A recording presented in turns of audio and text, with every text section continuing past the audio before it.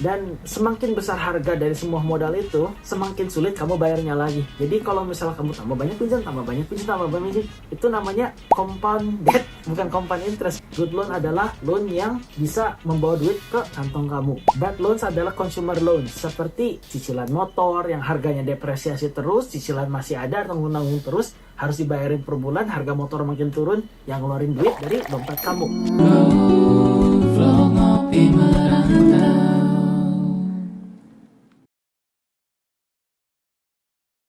Jangan gengsi dulu kalau misalnya belum mampu. Jadi kamu gaji 5 juta beli iPhone 20 juta, kan gak lucu juga ya. Kalau misalnya kamu masih bisa pakai Oppo, kamu bisa pakai apa? Aku juga gimana ya, kalau misal aku kerja kadang-kadang plus side hustle dan lain-lain, ya gaji lumayan lah. Di gaji lumayan aja, tahu mobil aku apa? Honda. Aku bisa beli Audi, bisa beli BMW, cuman aku nggak mau. Kenapa? Soalnya kalau misal tiba-tiba rusak biaya servisnya, alah, bukan cuman gitu dong, harganya juga bos. That's why, gimana ya, mobil sehari-hariku aku pakai Honda lah. Bukan berarti aku nggak bisa beli Audi, nggak bisa beli BMW. Aku perlu mobil buat kerja. Ya, perlu. SIM aku cuma SIM C. Berarti aku cuma bisa nyetir mobil. Oke, mau bikin SIM A harus ke Indo lagi. Nggak bisa convert lagi ke Australia, itu panjang. Dan harga mobil dan harga motor di Australia itu harganya sama. Jadi apa? Ya beli mobil. Perlu nggak? Perlu. Buat apa? Buat kerja. Terus, kamu harus bisa ngebedain mana yang perlu, mana yang kamu mau. Itu tahap nomor kedua. Dan save setidaknya 4-6 bulan dana darurat yang kamu tidak pegang kecuali kamu kenapa-napa. Udah kamu punya dana darurat itu, dan itu masih termasuk duit panas tuh. Itu kamu simpen di dana darurat. Jadi setidaknya kalau kamu udah punya tuh tahap kedua, kamu udah tenang. Kenapa tenang? Kalau misalnya tiba-tiba amit-amit kamu ngutang ke sini, tiba-tiba temen ada yang kecelakaan, terus tiba-tiba kamu harus ngebayarin dulu, kan kamu kayak ya udahlah, gue kan nggak tahu ya kapan itu akan kejadian. Kalau misalnya sekalipun kejadian, kamu juga jadi nggak komat kamit kalau anak masuk rumah sakit. Komat kamit, gimana ini, tidaknya ada buffer, itulah dana darurat. Jadi kayak asuransi, tapi asuransinya dari diri sendiri gitu ya. Yes, seperti itu. Nabung buat dana darurat tuh kayak nabung asuransi, tapi asuransi personal gitu, apa ya? Bukan asuransi kayak asuransi apa ya, asuransi yang gituan lah. Cuman asuransi personal tuh lebih tepatnya kayak dana cold cash yang bisa dikeluarin kapan aja, cuman nggak kamu lihat, out of mind, out of sight, dan bisa kamu keluarin doang kalau emergency. Dan itu dana darurat bisa ditabung di high yield saving account yang bunganya besar. Oh, kamu sangat primitif. Kenapa kamu masih pakai high yield? Kenapa kamu nggak tabung aja ke aset kayak saham atau reksadana pasar uang atau reksadana ini itu? Atau nggak, kamu kenapa nggak taruh asuransi aja, bunganya lebih gede? Iya, lebih gede. Masalahnya apa? Kagak liquid. Kenapa kagak liquid? Kamu taruh reksadana pasar uang, atau kamu taruh reksadana obligasi, atau reksadana saham, kamu taruh di saham sekalipun atau gimana, menurut OJK kan ada beberapa hari kerja untuk dicairkannya. Itu kamu bisa nggak nyairin tiba-tiba kamu lagi nyetir, jebret motornya rusak kayak gimana? Walah, gimana ini motor aku ya? Harus nunggu 3 hari kerja lagi, bosnya ntar marah-marah. Bos kamu marah-marah, kenapa kamu nggak kerja, motornya nggak bisa benerin, nge-grab, nggak punya duit lagi habis benerin motor, kan nggak lucu juga ya. Makanya kamu harus punya dana darurat 4-6 bulan living expenses kamu.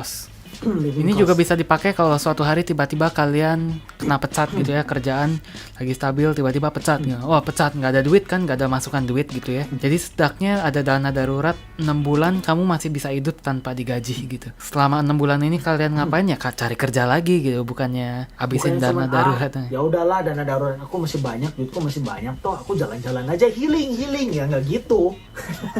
Dana darurat kamu ada bukan berarti kamu istirahat. Kamu yang penting itu tuh sudah pernah aku jelasin di satu video ini. Namanya apa sih, fenomena kampung miliarder. Yang penting dari sebuah uang itu tuh bukan nominal uangnya, cuman cash flow yang masuk ke dompet kamu. Cash flow itu tuh duit masuk, inflow terus masuk terus. Cash flow bukan nominal angka. Kamu tiba-tiba jebret dapat 1 M, kalau kamu ya udahlah, duit aku masih banyak, masih 1 M kok, beli apa, jalan-jalan keluar negeri kemana kayaknya, yang lama-lama boncos juga. Kamu harus bisa caranya ngelola uang dimana cash flow kamu tuh tetap jalan. Meskipun kamu punya duit berapa tuh, 50 juta, 30 juta, kalau misalnya lifestyle kamu kayak gila-gilaan gitu ya, dan kamu iyalah duit aku masih banyak, itu juga cepet habisnya. Jadi yang penting itu cash flow untuk nge-support lifestyle kamu. Itu poin nomor 2. Bangunlah emergency fund sesuai 4-6 bulan living expense kamu. Biaya hidup.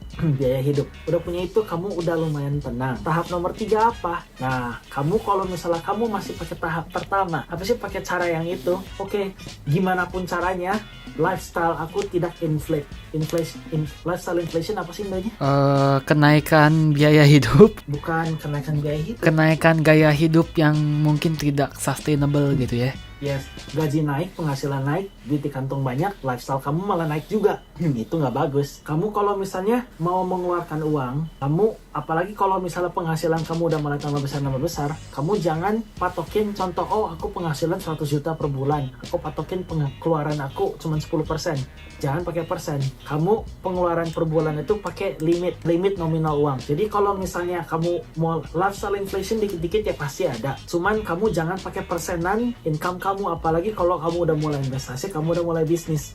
Kalau kamu pakai persenan, lifestyle kamu bakal inflate banget kalau misalnya penghasilan kamu tambah besar. Jadi pakailah maximum spending di mana ada nominal rupiah yang oke, limit aku sebulan segini dan aku nggak boleh spend lebih dari segini. Tergantung situasi dan kondisi, itu budgeting. Budgetingnya jangan pakai persen, pakai nominal, pakai rupiah, how much rupiah, not how many percent of my income. Tapi I think of course kalau kalian misalnya dapat gaji naik atau apa ya, kalian mau reward yourself ya, kayak berfoya-foya dikit lah buat selebrasi atau apa ya, silahkan ya, asal yang penting sustainable gitu ya kali ya. Yang penting sustainable. Yang penting nggak boleh sampai oke, gaji saya naik dari 5 juta jadi 6 juta, oke beli iPhone 20 gitu kan.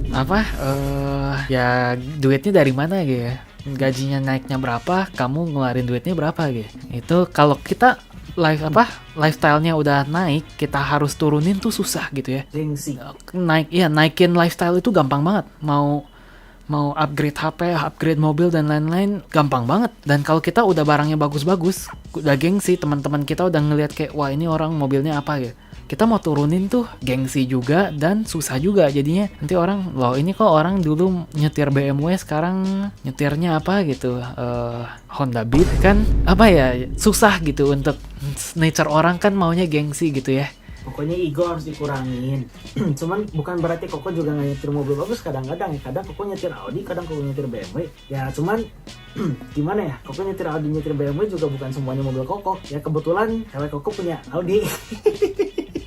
Terus kadang-kadang kalau misalnya kemarin Koko dari jalan lu ke Sydney atau gimana ya, Koko minjem mobil teman, tiba-tiba dikasih BMW, ya udah. Bukan berarti Koko sendiri pengen beli BMW. Malah temen-temen Koko suka ngomong, kenapa kamu nggak beli Ford Mustang, kenapa kamu nggak beli kenapa kamu nggak beli ini, kenapa nggak beli itu. Ya Koko ngomong, Koko nggak perlu. Koko tuh butuh Honda tuh.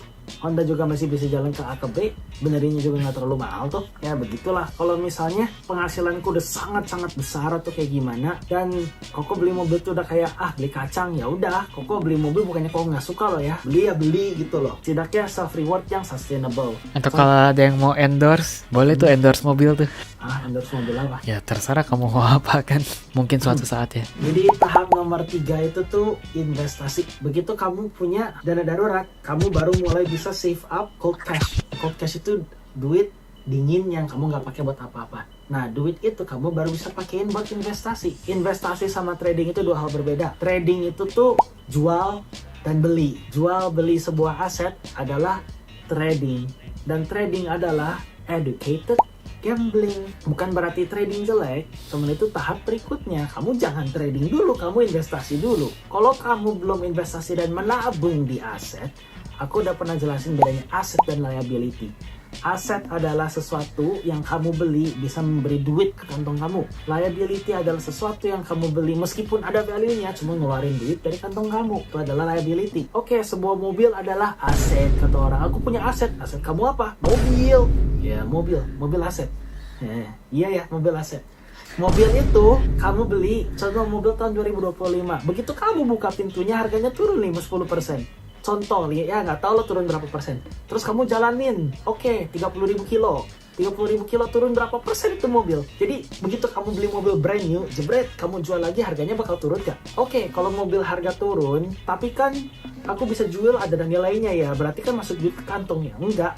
Kamu pertamanya bayar berapa? Kamu bayar 100 juta contohnya. Enggak, mobil nggak ada 100 juta, mobil baru. Kamu beli mobil contoh 500 juta. Begitu kamu buka pintunya, kamu nyetirin, kamu jual berapa? Kamu hilang duit gak? Kamu nggak bisa nge-recover 500 juta itu lagi kan? Berarti mobil aset gak? Enggak. Ngeluarin duit dari kantong? Iya. Belum biaya-biayanya. Bensin lah, servis lah, inilah itulah. Banyak. Belum asuransi kalau perlu di negara kalian masing-masing. Rumah, aset atau enggak? Tergantung. Kalau misalnya rumah yang kamu tinggal di rumah, kamu nabung terus-terusan. Cuman bunga dari bank dan lain-lain. Rumah mah sesuatu yang kompleks lah. Cuman kamu nabung terus-terusan dan kamu tiba-tiba bunga dari bank sampai segimana. Dan rumah itu value-nya nggak terlalu naik, tergantung di daerah dan lain-lain. Harganya nggak terlalu naik lah rumahnya. Itu ngeluarin duit dari kantong kamu atau masukin duit dari kantong kamu. Kamu punya sebuah bisa jadi aset, bisa jadi liability, dan rumah itu tidak liquid sama sekali. Kamu harus bisa akses lah. Kalau misalnya kamu hitung-hitung, kamu beli rumah ini, di akhir-akhir, di ujung-ujungnya tuh masukin duit ke kantong kamu atau ngeluarin duit dari kantong kamu, short term dan long term. So rumah itu belum tentu aset juga. Jadi investasi itu tuh artinya masukin duit ke barang-barang yang aset gitu. Aset bisa menghasilkan Seperti duit. saham, Kripto, saham, kripto, komoditi, indeks, terus apa lagi ya? Bisa jadi rumah, bisa jadi apapun, bisa jadi gold, bisa jadi oil, bisa jadi apapun itu. Asalkan masukin duit ke kantong kamu. Belum tentu aset itu on short term make money for you. Aset itu, contoh saham kan pasti naik turun ya, and we don't know what the future will hold. Kalau kamu beli saham yang benar, kayak long term value-nya selama 5 tahun, 10 tahun, 15 tahun, pasti naik. That's a long term asset. Jadi kamu harus nabung dan investasi di sebuah aset yang menurut kamu layak dan bagus. Itu namanya instrumen investasi. Instrumen investasi adalah aset atau alat yang kamu investasikan untuk menambahkan uangmu atau untuk hedge against inflation. Hedge against inflation itu tuh melawan inflasi lah. melawan inflasi. Inflasi per tahun berapa ya? Kayaknya 3%-an gitu ya. Jadi kalau kalian tergantung negara, tergantung daerah. di Singapura sekitar 3%. Jadi kalau kalian naik gaji setiap tahun tapi naiknya 2% gitu ya, artinya sama aja duit kamu makin lama makin hilang. Soalnya harga barang aja naik 3%, kamu gaji cuma naik 2%, 1%-nya lagi kamu hilang. Jadi walaupun secara nominal gajinya naik, secara value-nya sebenarnya menurun gitu. So kesimpulannya, kamu nggak usah mikirin tentang tahap 3 sampai tahap pertama sama tahap kedua achieve. Hey, jangan skip dulu video ini. Percaya nggak kalian kalau aku bisa bikin kartu ini melayang ya? Kalau aku bisa, kalian harus janji subscribe ke channel-channel kami dan tonton video kami yang lainnya ya. Ayo kita lihat. Hey, melayang beneran ini. Sesuai janji.